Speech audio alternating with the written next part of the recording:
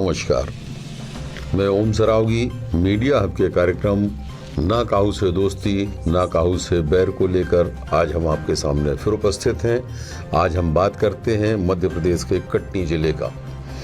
मध्य प्रदेश के कटनी जिले में सरकारी जमीनों पर अवैध निर्माण और कब्जा वर्षों से निरंतर चलता चला आ रहा है।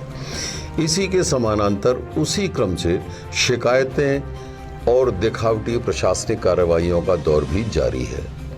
स्थितियां यह हैं कि सरकारी जमीनों तथा गौशाला की जमीनों पर कॉलोनियों तथा भवनों का निर्माण हो रहा है और प्रशासन मात्र नोटिस खेल रहा है। ऐसा नहीं है कि इस खेल की खबर वल्लभ भवन भोपाल तक न हो। सब जानते हैं, सब समझते हैं।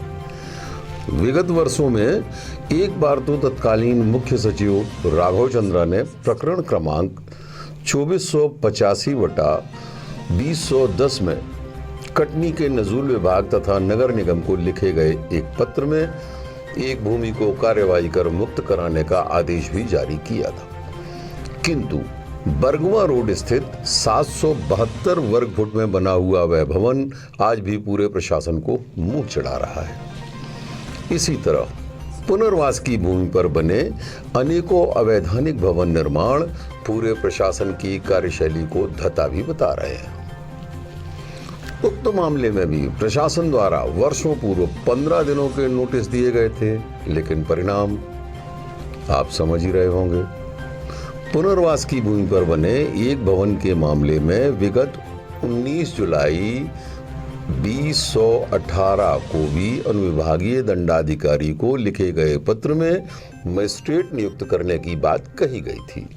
उक्त पत्र में 30 जुलाई 2018 तक यह अवैध निर्माण तोड़कर शासन के मद की भूमि शासन के हाथों सौंप दी जानी चाहिए, यह भी उल्लिखित था। उक्त तिथि से लगभग 2.5 साल गुजर गए और हुआ क्या, यह भी आप समझ गए होंगे। प्रशासन की ऐसी गैर जिम्मेदार कार्यप्रणाली क्या कई संदेशों को जन्म नहीं देती? क्या ऐसी कार्यशैली से रसूखदार कद्दावर भूमाफियाओं के हौसले बुलंद नहीं होते? क्या इसी का नाम विकास है?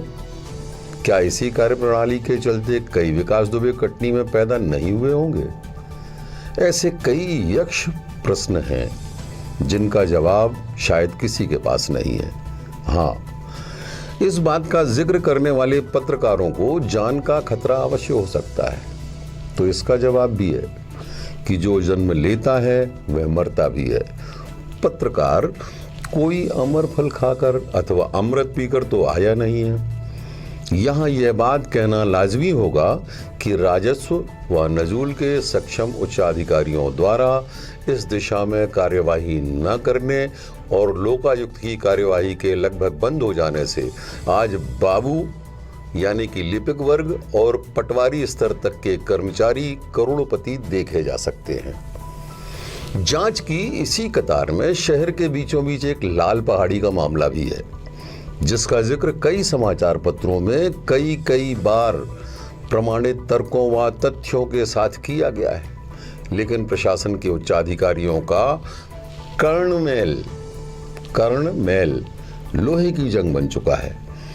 परिणाम भूमाफियाओं के हौसले बुलंदी पर हैं। इसी क्रम में आपका ध्यान हम उस ओर भी ले चलते हैं जहां एक भूस्वामी के द्वारा कभी गौशाला और गोठान के नाम पर जमीन दान में दी गई थी। वहां आज जबलपुर के एक रसूखदार भूमाफिया द्वारा प्रशासन से जुगत भिड़ाकर गौशाला समिति के धर्मावतारों से बाकायदा रजिस्ट्री कराई गई, फिर नामांतरण भी हुआ और वहां एक बड़ी पॉश कॉलोनी बन गई। अब वहां लोग रह भी रहे हैं। तो इस तरह के गोरख धंधों की फहरिस्त बहुत लंबी है। गोठानों और गौशाला की जमीनों का इस तरह व्यवसायीकरण करके करोड़पति अरबपति बनते देख अब कटनी जिले में यह ट्रेंड भी चल निकला है।